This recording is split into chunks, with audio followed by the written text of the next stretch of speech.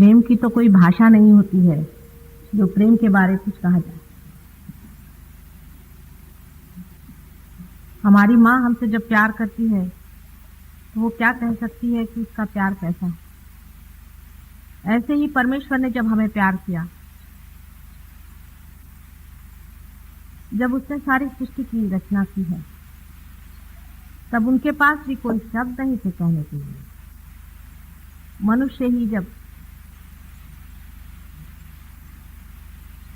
अपने निमित्त को, अपने इंस्ट्रूमेंट को पूरा कर लेता है, तभी भाषा का अवलंबन होकर के हम लोग प्रभु की कुछ स्तुति कर सकते हैं। आज के लिए कोई विशेष विषय या सब्जेक्ट इन लोगों ने मुझसे बताया नहीं, क्योंकि 3 दिनों में पूरी बात कहने की है। आज उत्पत्ति पे मैं कुछ कहूं। मेरा जो कुछ कहना है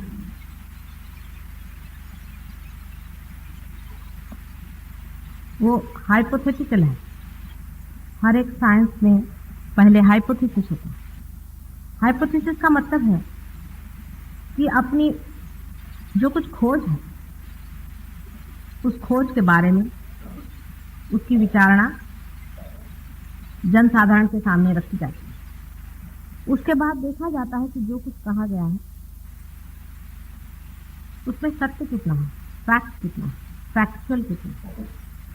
जिस दिन वो चीज सिद्ध हो जाती है, उसी दिन उसे लोग साइंस के कायदे या लॉ समझते हैं।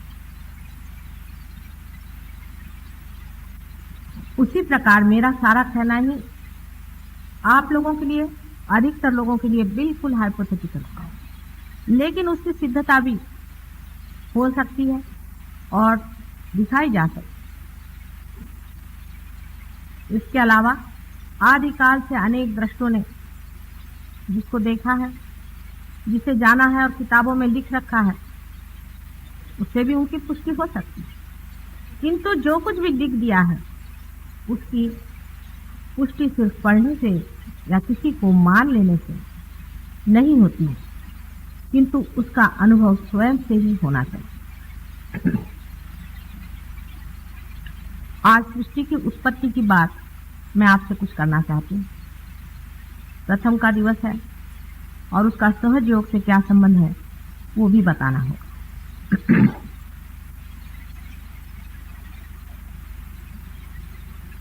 ब्रह्म के बारे में कहा जाता है कि वो आदि और अंत से परे नित्य है। जिसे हम चैतन्य समझते हैं, जिसे हम चैतन्य शक्ति समझते हैं, उससे ब्रह्म का स्वरूप अलग। चैतन्य शक्ति उसी ब्रह्म का एक अंग है। ब्रह्म माने जो कुछ भी है, सब कुछ ब्रह्म ही है। जैसे एक बीज ही सब कुछ पेड़ होता है, जैसे एक ही बीज में से पूरा पेड़ की पेड़ और अनेक अनंत पेड़ निकलते रहते हैं और फिर से वही पेड़ जाकर बीज में खत्म हो जाता है, उसी प्रकार ब्रह्म अनेक प्रकार विकारों में प्रादुर्भावित होता है, मैनिफेस्टेशन होता है, और अंत में फिर वही बीज बन जाता है और फिर बीज से अनेकानेक अनंत विश्व उत्पन्न होते हैं। जैसे कि एक पेड़ का बीज होता है, ऐसे ही ब्रह्म का भी बीज समझ लीजिए, जिसे हम ब्रह्म बीज कहें। हर एक बीज की अपनी सृजन शक्ति होती है। हर एक बीज सृजनात्मक होता है। इसी प्रकार ब्रह्म की जो सृजन शक्ति है, वही ब्रह्म और उनकी ब्रह्म शक्ति के नाम से जाना जाता है।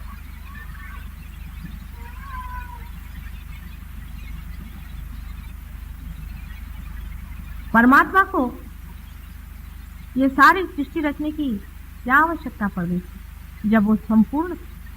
मनुष्य कितना भी संपूर्ण हो जाए, जब तक उसका एक बच्चा नहीं हो जाता, उसे आनंद नहीं आता।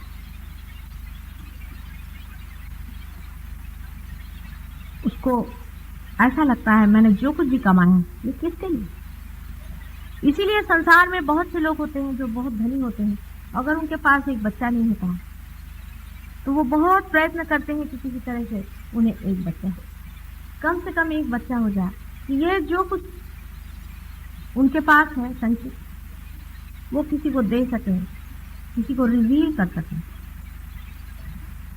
इसी प्रकार परमात्मा को जब प्रेम हुआ, उनके हृदय में जब प्रेम स्पंदित हुआ, उसी वक्त उनके अंदर से बहने वाली उनकी शक्तियां संचित होकर के आद्य शक्ति या ब्रह्म शक्ति स्थापित हो गई। अब बीच में बचा हुआ जो कुछ भी है वही ईश्वर और परमात्मा। इसके लिए साइंस वाले मुझसे बार बार ये कहते हैं कि हम ईश्वर को नहीं मानते। आप ईश्वर को न माने, लेकिन अपने हृदय को अगर मानते हैं, इस हृदय में जो स्पंदित है वो क्या? इस हृदय में जो स्पंदित है वही ईश्वर, जो परमात्मा है, वही आत्मा स्वरूप हमारे अंदर हृदय में स्पंदित है और हर समय हमारा साक्षी, हमारे हर एक कार्य का वो साक्षी है और हर एक चीज वो देखता है।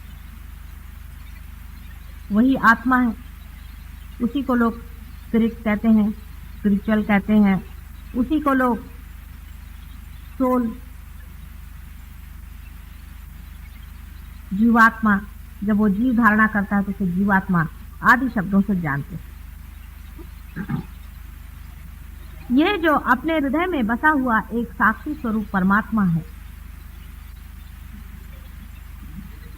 उसकी शक्ति जो शुरुआत में आद्या शक्ति,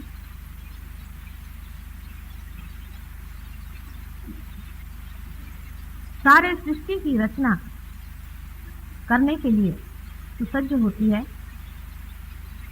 उस वक्त उसमें 3 तरह से परिवर्तन आते हैं या वो अपने को परिवर्तित करती है। पहले तो उसे ये इच्छा होती है कि मुझे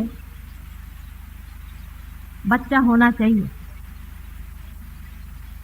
सृष्टि होनी चाहिए, क्रिएशन होना चाहिए। इस इच्छा के कारण ही वो अपने अंदर तमोगुण धारणा करती है। इसके बारे में भी पहले मैंने आपको बताया हुआ है कि वो किस दिशा में चलती हैं और किस तरह से होता है। ब्लैक बोर्ड तो यहाँ ये लोग कह रहे हैं कुछ व्यवस्था नहीं हो पाई।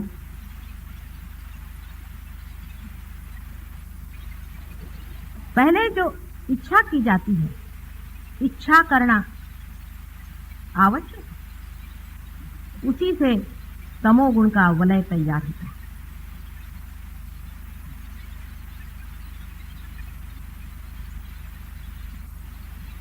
सारा वलय बिंदु मात्र जो आद्या शक्ति है उसके गति से, मूवमेंट से होता है। आपको आश्चर्य होगा कि एक बिंदु जब घूमकर अपनी ही जगह आना चाहता है तो उसका वलय पैराबोलिक होता है। आइंस्टीन आजकल कहते हैं कि हर एक चीज की मूवमेंट पैराबोलिक होती है। अपने यहाँ शिव जी के मंदिर में आपने देखा होगा कि शिव शक्ति जो होती है उसका भी वलय पैराबोलिक होता है। आइंस्टीन अब कह रहे हैं कि जो चीज भी घूमती है वो पैराबोलिक घूमती है। उसी हिसाब से ये भी कहना चाहिए कि जो प्यार है वो भी पैराबोलिक घूमता है और द्वेष भी पैराबोलिक घूमता है, माने जहां से जाता है वहीं लौट करके वापस घूम कर आ जाता है। इसी गति को पैराबोलिक कहते हैं।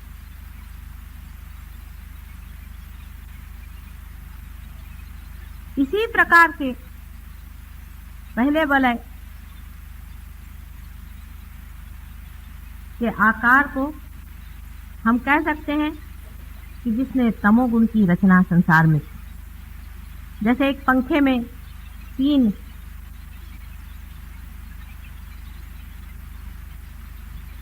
पत्रे जोड़े जाते हैं, उसी तरह से अगर आप कल्पना कर सकें तो पहले एक पैराबोलिक गति का चलना हुआ, दूसरे जब कोई चीज की इच्छा की जाए तो उसके लिए कुछ कार्यान्वित होना पड़ता है, कुछ कार्य करना पड़ता है, बगैर कार्य के नहीं हो सकता। तो एक्टिवेटिंग फोर्सेस आए जिससे रजोगुण की स्थापना हुई। उन्होंने दूसरी जो मूवमेंट की, दूसरा जो पैराबोलिक मूवमेंट किया, उसके कारण रजोगुण की स्थापना हुई। और जो एक्टिविटी हुई, जो कार्यान्वित हुई, तो इच्छा ये हुई कि अब अपना प्यार उंडेल दें उस क्रिएशन, अपना प्यार उस सृजन किए हुए अपने बच्चे पर उंडेल दें। यही रेवलेशन है और यही सत्व गुणों की रचना करता है। इस तरह से आप सोच सकते हैं कि एक ही चीज 3 बार घूम करके 3 गुणों को किस तरह से बनाती है और उसके ही अनेकविध परम्यूटेशंस एंड कॉम्बिनेशन, मिलने जोड़ने घटाने से ही बनने वाली ये सारी सृष्टि, और उसमें ही फिर एक पृथ्वी की रचना होती। पृथ्वी की रचना भी पैराबोलिक ही मूवमेंट से होती। अभी आप अगर साइंस में पढ़ें तो एक्सप्लोजन की थ्योरी बड़ी जबरदस्त लोगों के दिमाग में बैठी है, पर 10 साल पहले मैं भी यही कहती थी कि एक्सप्लोजन हुआ है। बगैर एक्सप्लोजन के हमारी जो उत्क्रांति आज हुई है ये हो नहीं सकती। इवोल्यूशन की जिस हालत में हम पहुंचे हैं, ये बार बार एक्सप्लोजन हो करके ही हम इस दशा पर आए। लेकिन आज वही बात लोग कहने लग गए हैं कि कोई न कोई ऐसा एक संघ मास इकट्ठा हुआ था जो एकदम से टूट पड़ा और उसके अंदर से सारी ही सूर्यमंडल आदि अनेक मंडल बने। आज साइंस वाले इसी बात को कह रहे हैं। उसी प्रकार जब पृथ्वी बनने के बाद भी दूसरा एक एक्सप्लोजन शुरू हुआ जहां जीवंतता मनुष्य में आई। पहले तो आप जानते हैं सबसे पहले छोटे छोटे एक सेल के प्राणी जीवधारी हुए। उसके बाद बढ़ते बढ़ते मनुष्य की दशा में हम लोग आ गए। उत्क्रांति के बारे में विशद पूर्वक बताने की जरूरत नहीं है, लेकिन वहां पर भी अगर आप सोचें, अगर आप विचार करें, नुदुआ नाम का एक बड़ा भारी बायोलॉजिस्ट है, उसने लिखा हुआ है कि मनुष्य जब जड़ से बना है तो आश्चर्य होता है कि इतने थोड़े समय में मनुष्य कैसा बनता है। इसमें कोई चांस नहीं था, यूं ही नहीं बन गया था, लेकिन कोई न कोई इसके पीछे में हाथ था, कोई न कोई कार्य इसे कर रहा था, कोई न कोई इस सृजन को गति दे रहा था, संभाल रहा था और उसका नेतृत्व कर रहा था। आखिर ये शक्ति ऐसी न होती तो अभी तक मनुष्य तो छोड़ो पर कुछ अमीबा भी संसार में नहीं आ सकते थे, जिसे कि लॉ ऑफ चांस साइंस में माना गया। ये बायोलॉजिस्ट परमात्मा की बात तो करते नहीं है, लेकिन हाँ ये जरूर उन्होंने कहा है कि ऐसी कोई व्यक्ति तो हम समझ नहीं पाते, लेकिन ये जो शक्ति है ये जरूर ऐसी कोई न कोई शक्ति है जिसने ये सृष्टि की रचना की थी। इतना भी उनका कहना बहुत। अब जब मनुष्य खड़ा हो गया और सृष्टि की ओर उसने नजर की तो वो अपने को भी जानवर से अलग पाता है। हम लोग ये सोच नहीं पाते कि हम जानवर से कितने अलग हैं।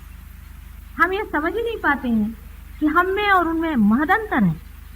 और जब हम ये भी सोचते हैं कि हम उन्हीं से इवॉल्व हुए तो आश्चर्य होता है कि हम इनसे इवॉल्व कैसे हो सकते। कोई आश्चर्य की बात नहीं है। अगर आप ये सोचें कि हम लोग वायुयान से कभी भी चंद्रमा पर नहीं पहुंच सकते। एक 25-30 साल पहले तो हम लोग सोच भी नहीं सकते थे कि हम चंद्रमा की ओर जाएं। कोई ऐसी बात सोचता तो लोग हंसते कि क्या बेवकूफी की बात करें, ऐसा हो ही नहीं सकता, असंभव की बात समझी जाती थी। आज मनुष्य जो चंद्रमा पर भी पहुंच गया है वो भी एक्सप्लोजन की ही थियरी पर पहुंचा। आपने देखा होगा कि जो स्पेसक्राफ्ट आकाश में छोड़े जाते हैं उनमें 4 तरह के एक्सप्लोजन्स लगाए जाते हैं। पहले एक्सप्लोजन से वो कुछ हद तक चले जाते हैं, समझ लीजिए उनकी गति अगर 10,000 मील होती हो तो दूसरे एक्सप्लोजन से उसके 10 गुना उसकी गति कर देते हैं, तीसरे एक्सप्लोजन से उसकी 10 गुना गति हो जाती है और चौथे एक्सप्लोजन से फिर 10 गुना हो जाती है। अगर एक्सप्लोजन बीच में न हो तो एक ही गति से वो कभी भी चंद्रमा पे नहीं पहुंच सकते। वही चीज मनुष्य के उत्क्रांति के मामले में हुआ है कि वो एक गति से दूसरी गति में आने के लिए कुछ न कुछ बड़ा भारी एक्सप्लोजन हुआ और उसी के कारण आज मनुष्य इतने से थोड़े से समय में ही, बहुत ही थोड़े समय में, आश्चर्यजनक थोड़े से समय में ही आ करके और इस स्थिति में पहुंच गया है जहां वो बहुत कुछ समझ सकता है और बहुत कुछ जान सकता है, लेकिन अब भी उसे बहुत जानने का, बहुत कुछ उसे जानने का।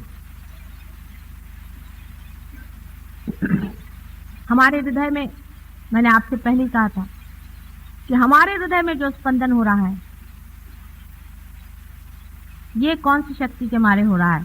ये अगर आप डॉक्टर से पूछें, बड़े पढ़े लिखे डॉक्टर से पूछें तो आपको इसका उत्तर सिर्फ एक ही देंगे कि इसकी एक संस्था है जिसको हम स्वयं चालित संस्था ऑटोनॉमस नर्वस सिस्टम कहते हैं। इससे अलावा आगे नहीं जा सकते। मनुष्य इससे आगे नहीं जा पा रहा है, सिर्फ इतना ही कहता है इसका ये नाम। अगर हम कल कहें कि हमारे देश की राज्य व्यवस्था कैसे हो रही है तो हम सिर्फ नाम दे दें कि इसमें एक गवर्नमेंट ऑफ इंडिया नाम की संस्था है और वो ये कार्य कर रही है, तो ये कोई बड़ा साइंटिफिक जवाब तो नहीं है, क्योंकि वो संस्था क्या है, वो कैसे कार्यान्वित है, वो कैसे चल रही है, इसके बारे में तो कुछ जाना ही नहीं। फिर आपने सिर्फ नाम देने से सबका तो मुंह ही बंद कर दिया।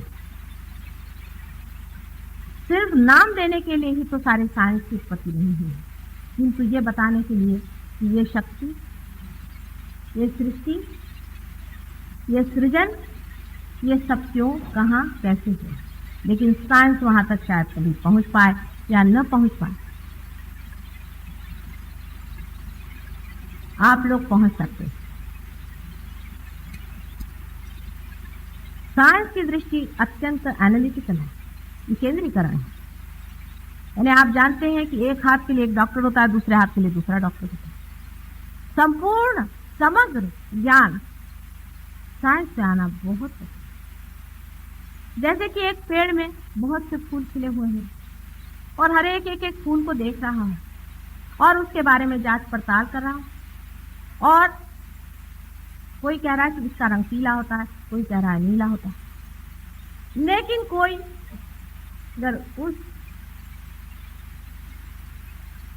चैतन्य में या उस रस में जिससे कि सारी ही सृष्टि उस पेड़ की हुई है उतर सके, तो वो बता सकता है। जबकि वो स्रोत पे पहुंच जाए, सोर्स पे पहुंच जाए, तो वो बता सकता है इसकी सृष्टि कैसी, ये अलग अलग फूल क्यों हैं, इनके अलग अलग रंग क्यों हैं, ये पत्तियां अलग अलग क्यों हैं, क्योंकि आपने इसका जड़ पकड़ा।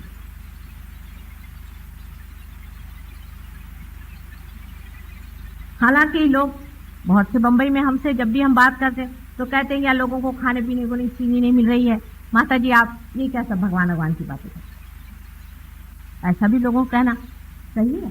लोग कहते हैं कि आपको इस वक्त ये क्या पड़ा हुआ है। लेकिन ये सब क्यों हो रहा है अगर सोचा जाए, एक पल आप सोच लें, अपने देश में खाने पीने को नहीं, अमेरिका में लोग आत्महत्या कर रहे हैं, भाग रहे हैं अपने घर में, पागल हो रहे हैं लोग। कहाँ नहीं है ह्यूमन क्राइसिस। सारे संसार में आप किसी से भी बातें करें तो ऐसा लगेगा कि उससे पहाड़ टूटा जाए, चाहे उनके पास खाने पीने को हो, चाहे उनके पास बाल बच्चे हो, चाहे ना। संसार में कहीं भी कोई एक ही सुखी चीज तो नहीं दिखाई देता। अगर यही बात है कि सिर्फ खाने पीने ही से आप सुखी होने वाले हैं, तो जो लोग अत्यंत सुखी इस मामले में हैं वो भी मुझे कभी सुखी नहीं दिखाई। क्या कारण है कि वो भी, क्या वजह है कि वो भी मानो टूटे से चले जा रहे हैं, खत्म हुए से चले जा रहे हैं?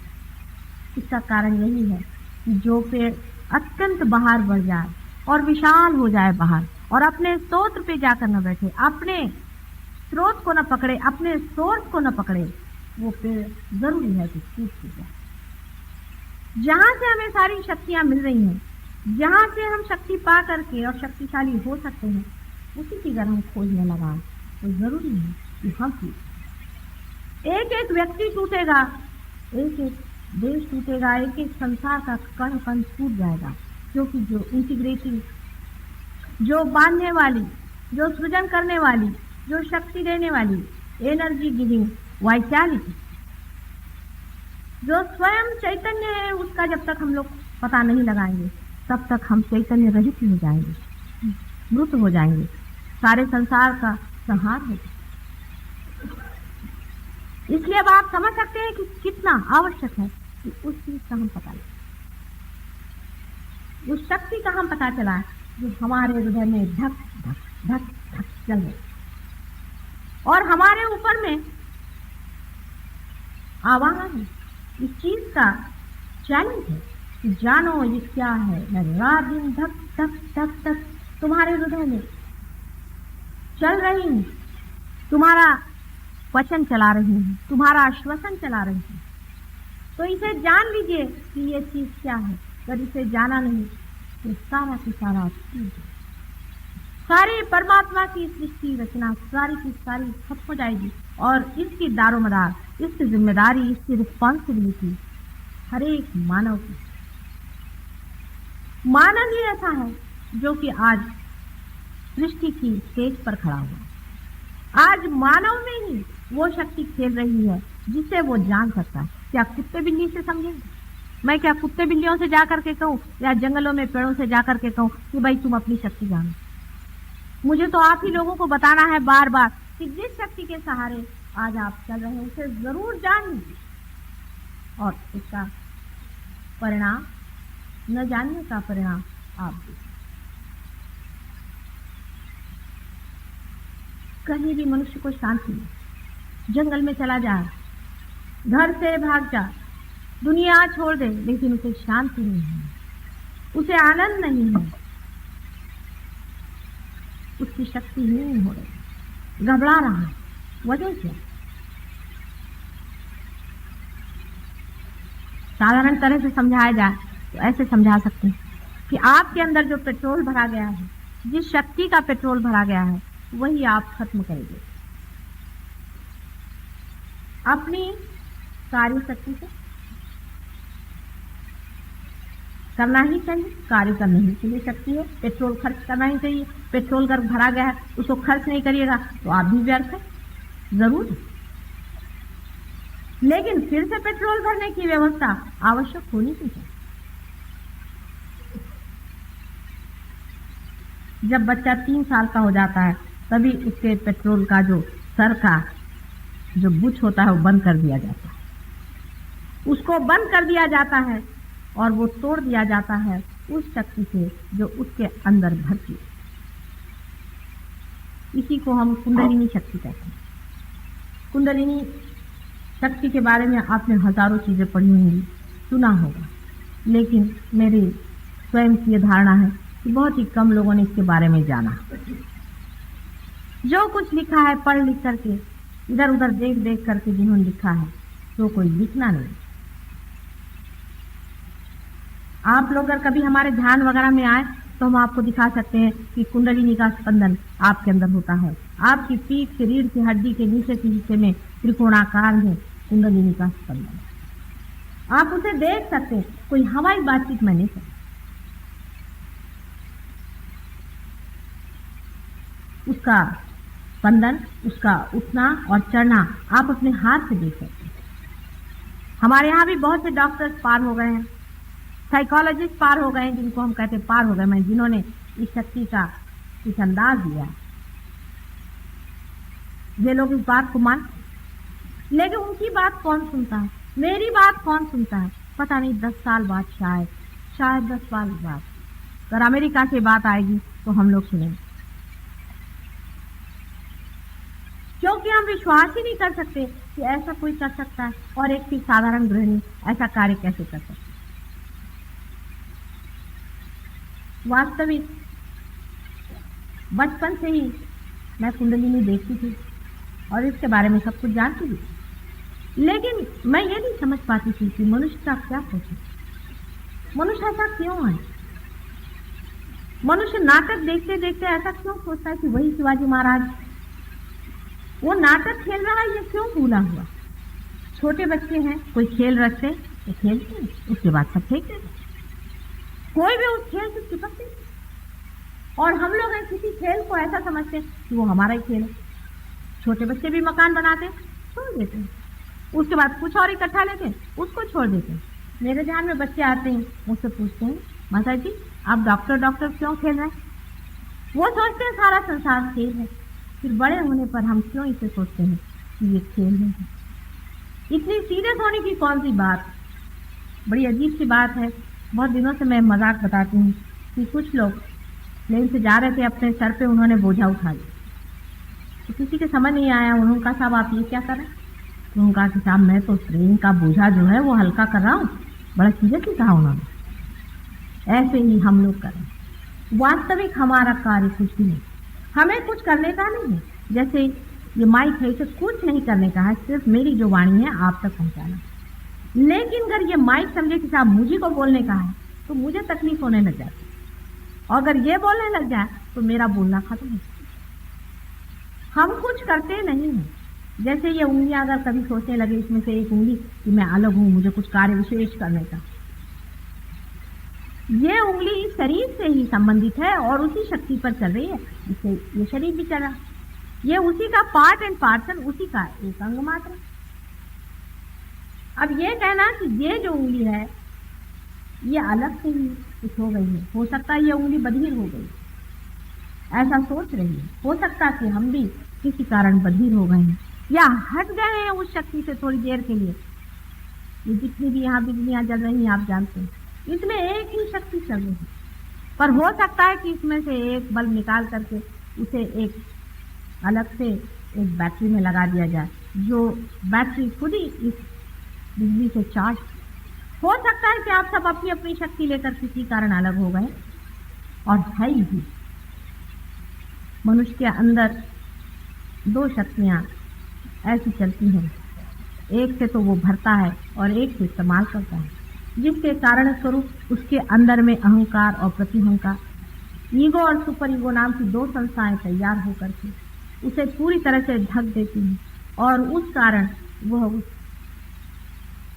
सब ओर फैली हुई ऑल परवेडिंग शक्ति से वंचित है। सिर्फ मुझे आपका यही खोल देने का है। जैसे ही यह खुल जाता है आप उस शक्ति को जानने लगते हैं और एकदम आपके अंदर शांति। इतना ही नहीं कि आपके अंदर शांति आ जाती, पर समग्रता आ जाती, इंटीग्रेशन। आप पूरी तरह से रिलैक्स। ये बहुत आवश्यक है, और जो भी आवश्यक होता है वो होता ही, होना ही पड़े। जैसे कि जब कोई चीज गिरती है तो हम हाथ उसको लगा ही देते हैं, ऐसे ही परमात्मा ने यह गिरते हुए संसार को बचाने के लिए सहज योग का आपके सामने में आविष्कार दिया है। सहज योग मेरा आविष्कार नहीं है, आविष्कार कोई सा भी हमारा होता ही है। जैसे अगर हम ग्रेविटी का पता लगाएं तो वो कोई हमारा आविष्कार नहीं है, ग्रेविटी तो वहां थी ही, उसका सिर्फ पता लगा लिया।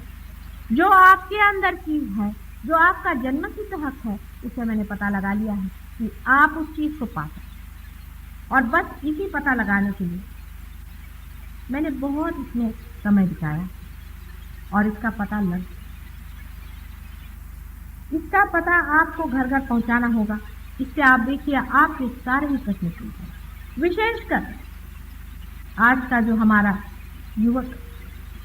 युवक वर्ग है, उसके और देख करके आप लोगों का जी घबराता है कि इनको क्या हो गया, उद्ध्वस्त हो गया, जैसे कि इनकी कोई पकड़ ही नहीं रह गई, इन पर कुछ तो होना चाहिए। सहज योग के सिवाय कोई इलाज नहीं है, तो ठिकाना नहीं। बच्चों पे तो सहयोग इतने जल्दी बनता है, इतने जल्दी बच्चे इसे पाते हैं। मैंने जब भी स्कूलों में ये व्यवस्था करी और जब जब मैं गई हूँ, मैंने देखा कि 100 बच्चों में से 80 बच्चे हो गए। वही स्कूल के बच्चे जब बड़े हो जाते हैं, हाई स्कूल में जाते हैं, उनको ज़रा समय लगता है, उनमें यही संख्या 60-70 आ जाती। पर कॉलेज के बच्चे हिंदुस्तान के पता नहीं किस चोरी से बने हुए हैं। ये बहुत मुश्किल काम, बहुत ही मुश्किल काम है। कुछ यूनिवर्सिटीज में लोगों ने मुझे इनवाइट किया, तो उनके वाइस चांसलर आकर कहले, माता जी आप मेहरबानी करिए, हम लोग की नाक कट जाए, ये बच्चे बिल्कुल बंदर जैसे, आपको नोट है। मैंने कहा बिल्कुल मेरे ऊपर तो छोड़ो, नहीं कहला हम नहीं करने देंगे। तो ऐसा मारा है इन्होंने, ऐसा चीजें है, संभल के रहिए। हिप्पिज्म तो अमेरिका में आया है, लेकिन यहाँ जो आने वाला है उससे आप बच के, उसकी ओर से अपनी दृष्टि हटा देने से कोई सा भी प्रश्न हल नहीं। अगर आप वास्तविक अपने देश की उन्नति और देशों की भी भलाई के विचार से कभी भी सोचते हो, तो ये सोच लीजिए कि सारे दारो मदार इन युवकों का, इनको सहयोग से ही ठीक करना पड़ेगा। सहयोग माने परमात्मा का प्रेम, और ये सिर्फ वही कर सकता है जो स्वयं रियलाइज, जो स्वयं उस प्रेम से प्लावित हो और जिसके अंदर से शक्ति बह रही है, वही ये कार्य कर सकते हैं। जितने लोग सहयोग में पाएंगे वही लोग अंत में सारे सृष्टि पर निर्भर हैं।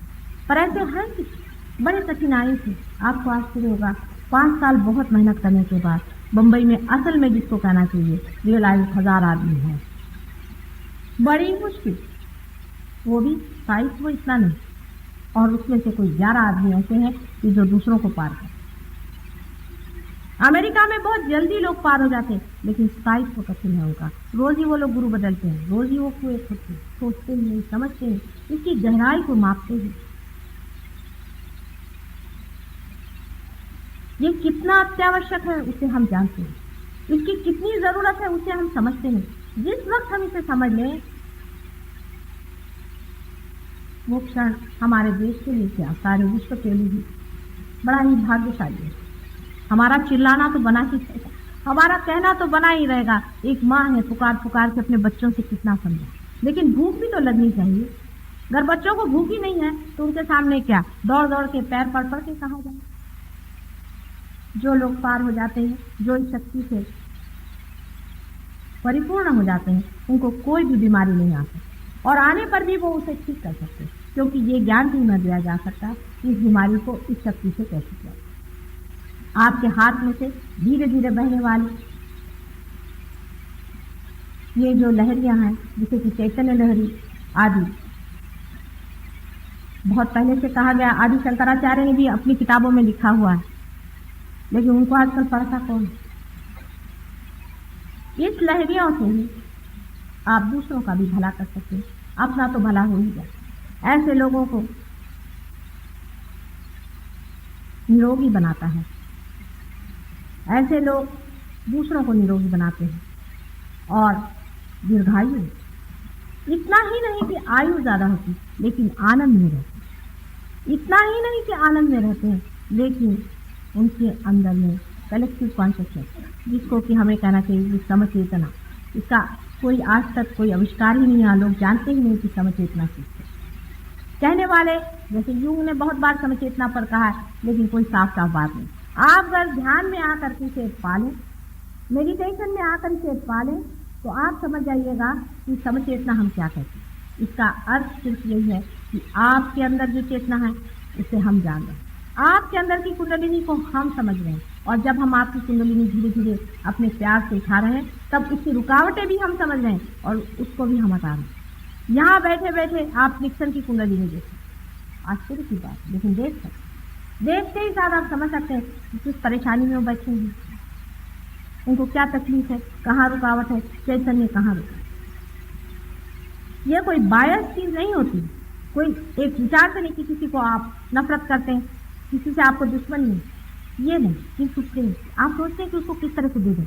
देते ही साथ वो जो जिसे आप दे रहे हैं उसका भला ही है, उसका हित ही होगा, अहित नहीं होगा।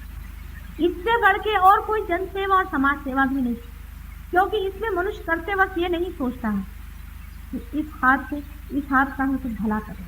ये तो दोनों हाथ जब एक ही हो गए और इसमें जब दर्द हुआ तो अपने आप ऑटोमेटिकली आप इसको ठीक करें।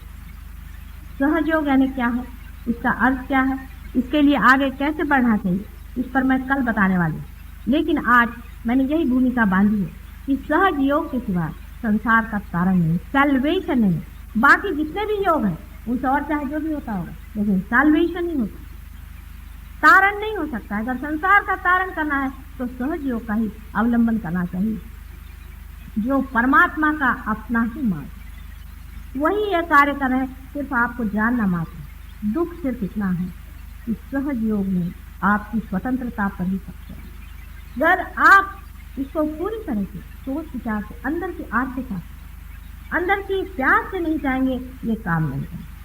अमेरिका में एक साहब बहुत बड़े आदमी थे, वो मेरे ही साथ 4 दिन आके रहे, कहने मुझे पार करा। वो पार नहीं हुए। वो बहुत परेशान कि साधारण गृहणियां वो पार हो रहे हैं, हम पार नहीं हो रहे, क्या बात है, हम क्यों नहीं पार हो रहे। तो मैंने उनसे कहा कि आप नहीं पार हो रहे, इसका कारण मैं नहीं हूं, इसका कारण आप हैं। मैं तो प्रयत्नशील हूँ कि इसको पार करूं, उनको पार करूं, लेकिन इसका कारण मैं नहीं हूं कि आप पार नहीं हो। वो पूछने लगे कि फिर कारण क्या। मैंने कहा कारण ये है कि अंदर से वो प्यार जगा, वो आर्तता जगी नहीं जो अपने प्रति भी होनी चाहिए। जिस दिन वो प्यार जग जाएगा तो स्वयं ही पार हो जाएगा। दूसरे दिन सवेरे 4 बजे नहा करके वो बैठे और पट से पार हो। ये हो जाता है, जिसमें में बहुत ही अद्भुत, लेकिन है ही अद्भुत, लेकिन बहुत कुछ अद्भुत संसार में होता है। उसी तरह से ये भी कुछ घटित होना है तो उसे स्वीकार कर, उसको अपनाना, उसके बारे में शंका कुशंका करने से उनकी कार्य। आज उत्पत्ति से लेके मनुष्य तक पहुंचा दिया है आप लोगों को, और मनुष्य से मनुष्य को आगे कहाँ जाना है उस और भी इशारा। लेकिन हमारे इशारे करने से भी और कहने से भी कार्य नहीं है। आपके अंदर ये मांग है या नहीं, आप इसे चाहते हैं या नहीं, आप अपनी शांति को पूरी हृदय से चाहते हैं या अभी भी कहीं जड़ता में ही फंसे। इस पर बहुत कुछ निर्भर है। कल सहयोग माने क्या, सहयोग से कैसे प्राप्ति होती है, आदि विषयों पर मैं आपके सामने विस्तार पूर्वक कहूँगी। आज सबका विचार ये भी था कि ध्यान करे बगैर तो कुछ माता जी के भाषण में अर्थ नहीं, और सच बात, ध्यान तो होना ही है। जिन लोगों को ध्यान में जाना हो और इसे प्राप्त करना हो वो लोग रुक जाएं, थोड़ी देर में ध्यान भी होगा, और ध्यान के बाद हम देखेंगे कि कितने लोग कुछ पा सकते हैं। कल सवेरे इन लोगों ने ध्यान का 9:30 बजे प्रोग्राम रखा है, वो भी आप लोग अटेंड करें। जो लोग आज पार हो जाएंगे वो भी, और नहीं होंगे वो भी, क्योंकि परमात्मा के लिए थोड़ा समय देना चाहिए। हम तो परमात्मा के लिए समय ही नहीं जोड़ पाते। हमारे पास सारे संसार के लिए, सिनेमा में जाएंगे 3 घंटे बैठेंगे, लेकिन परमात्मा के लिए हम कितने घंटे देते हैं। हाँ, वही टाइम देते हैं जिसमें कि हम कुछ कर रहे हैं, माने या तो पूजा कर रहे हैं या उसको याद कर रहे हैं, उससे कोई फायदा नहीं। पहले आपका कनेक्शन तो लगने दीजिए। आपका कनेक्शन ही लगा नहीं है, बगैर कनेक्शन लगाए हुए आप किसे याद कर रहे हैं और किसी के बुला रहे हैं।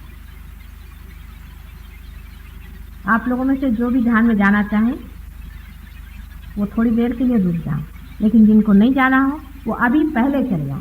दूसरों को डिस्टर्ब करना नहीं चाहिए ध्यान के वक्त, क्योंकि जो दूसरे बैठे हैं वो आर्थ हैं, वो परमात्मा के खोजने वाले हैं, उनकी इज्जत करें। और बाद में ध्यान में उठ के जाना नहीं होगा। करीबन ध्यान को भी 20-25 मिनट लग जाएंगे, ध्यान में हम देखेंगे। और जिनको जाना हो वो अभी चलेगा। ये रियलाइज लोग कहते जरा मागे बसले तर जास्त फायदा होईल, मध्ये बसू नका। जो लोग रियलाइज हो गए वो पीछे की ओर बैठे।